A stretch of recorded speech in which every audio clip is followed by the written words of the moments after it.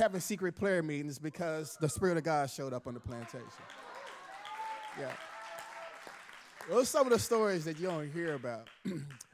Some of the other stories I found out, too, was that there were some black preachers who were slaves that they became such profound preachers in slavery, couldn't read or write, but white congregations would pay for their freedom and then use them to be the pastors of their churches. That happened in Virginia and a couple other places, right? But the stories are incredible. They were led by dreams and visions. When the time of the Reconstruction came along and they began to use missionaries to teach them how to read the Bible, some of the slaves would say, oh, I remember that scripture. How do you know that scripture? Well, that's that passage that the angel had me remember when he showed up in front of me. They were having angelic visitations out in the field. You know, we talk about that stuff now like it's some cool new thing that's happening in the prophetic.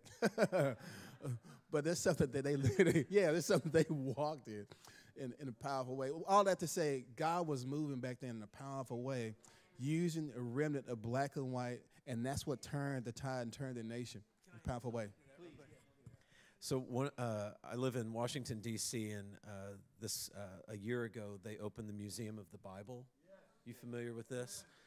The Green family, founders of Hobby Lobby, have put a tremendous amount of resources into that. And so on display this past month, they had an exhibit that featured the Slave Bible. Have you heard of the Slave Bible? It's the same Bible you have, but it has the book of Exodus removed from it. They completely took out the book of Exodus and anything else in the Bible that might inspire thoughts of freedom, they took it out. And so that was the Bible they were giving this, that the slaves had access to, but apparently angels were augmenting the material. There was actually one slave who could recite all of the first chapter of Matthew, even the genealogies. But he couldn't read or write. But he got it through an angelic visitation. Powerful stuff like that happened. And so there's one story, this one slave named Mort. Mort said he was out in the field, and he got visited by an angel. And the angel told him, Mort, God's called you to preach. And he said he was caught up in this encounter for like 2 hours. And so after he was caught up in the encounter, he thought, oh, man, I should have been back a long time ago. My master's going to be mad when he sees me. He shows up, and when the master sees him, he said, Mort, what's going on with you? He said, saw the glory of God all over Mort. So Mort began to tell him what happened to him. He said, old master began to cry. Spirit of God fell on him. He said, Mort, I believe God's called you to preach, and tomorrow at the big house, I want you to preach tomorrow to everybody at the big house. And he said, as Mort began to preach, all the white people began to weep, black people began to weep.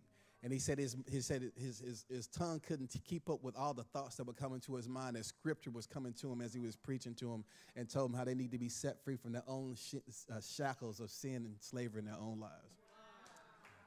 Yeah, powerful, powerful stories like that happened during that time period where God was uniting black and white. But we don't hear those stories enough. Yep. So you had this remnant like that going on. So we had this narrative that was happening in that time period too, right? So when you had the Plymouth Rock, which was probably the Pilgrims, that was probably more of a pure stream. But then with the Jamestown Company, which came a little bit earlier, you had people escaping the religious freedom, but also you had a few people who were there. Of course, it was all about money, and that's where that scarlet thread of slavery was woven in. And the interesting thing is when Robert Moulton gave his speech at the Lincoln Memorial, he talked about those two threads. You want to talk about that? So Robert Moulton was the man that I mentioned last night that as a young boy, he was tutored in how to read and write by Lucy Lockett there right after the Civil War, 1867. And then 1922, he was tapped to give the dedication speech. He had replaced Booker T. Washington at Tuskegee Institute, and he gave the dedication speech. But we actually have a copy of the speech from that day, and he talks about these two, the the contrast of these two dynamics, that you have pilgrims coming in at Plymouth Rock, but you have slaves coming in at Jamestown at the same time. And he talks about how this nation that would go on to be this beacon of freedom in the earth, tragically had this, he called it the scarlet thread of slavery, woven into the fabric of this nation.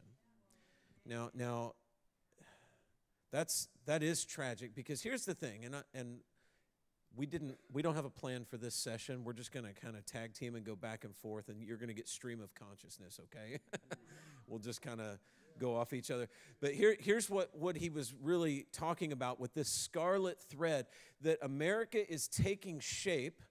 You know, she goes on to be these 13 colonies. There's a revolution. We now become the United States of America.